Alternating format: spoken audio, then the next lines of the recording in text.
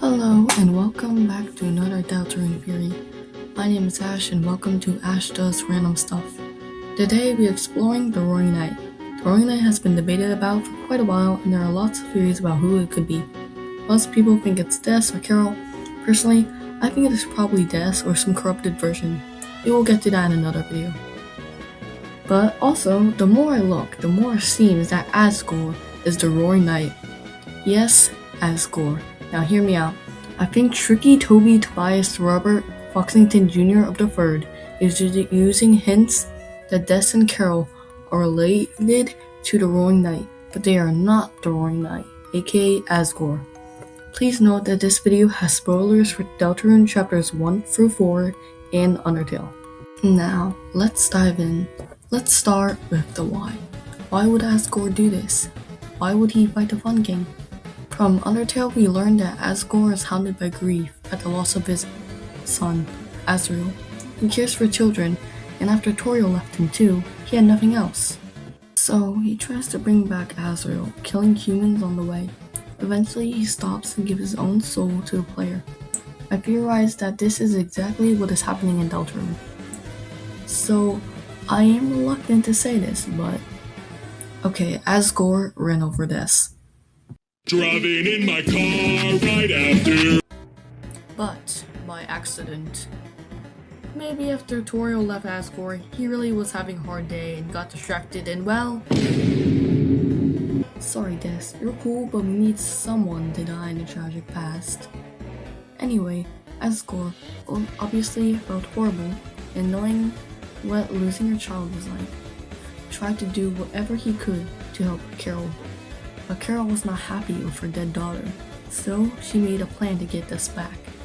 Sent Asgore to steal the Shadow Mantle to bring back her dead daughter. Okay, wow, yeah, that makes total sense, right? Let me finish. Asgore has a lot in common with the Roaring Knight, especially in appearance. As you can see, the Roaring Knight has two horns or antlers. Many people will see that these are more like antlers, but remember that this is the Dark World, and appearances can be deceiving. Asgore has the horns. Second, in Undertale, Asgore has knight armor and shoulder pads or spikes, like the knight. Next, the Roaring Knight's signature smile closely resembles Asgore's smile in Undertale, or whatever that is. And when the knight is waiting, its one eye is like Asgore's one eye shining in the beginning of his battle. The Roaring Knight can also be seen crying, probably because he has to fight Chris, or because of Des and Toriel. One last thing about his appearance. Asgore's cape. While it's not on the Roaring Knight, it is designed for it, and is suggested to have a lot of power, and choose its owner, like how it flew away after the Battle of King, showing him as weak. I believe Asgore is fighting the Fun King for Shadow Mantle back to be able to bring Des back. But how is he in the Dark World, and why does he not have his Triton? So, in Chapter 4, we learned that Carol was helping Asgore with some project, and I think one of the biggest reasons why people think Carol's a knight is because of her giant freaking katana chilling in her kitchen. Carol probably lended Asgore her katana for the Dark World, as means for fighting the Fun King. But if he's on a mission, why did he spare Chris? It's obvious, Chris is his child, and in his instinct for putting up a good fight, he was a king in Undertale, knighted Chris. As for why he's trying to suck up Toriel, I have no idea. It could be some resentment, power, or maybe he just wanted to make sure she was okay. But he got interrupted by Undyne. Asgore and Undyne were close, and maybe he wanted to leave Undyne out of this awkward situation, or maybe it was part of Carol's plan, and he is large enough to fit into the cabinets that are near the Dark Worlds. So, that's it. Asgore is the Roaring Knight.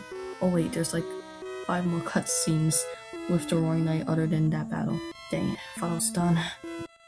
Okay, let's begin. When we meet the knight again in the Dark Sanctuary, it straight up tries to kill us. At this point, we already saw Asgore be told to do his job, and he fought Death for a bit, so he probably is really angry and really needs that Shadow Mantle, as the date for the resurrection is coming up. Same for pretty much every other scene, and in this one, Asgore's just chilling. After that, Asgore makes a Titan, and that, I don't know how that fits into my theory yet, but yeah, always bound Asgore Knight.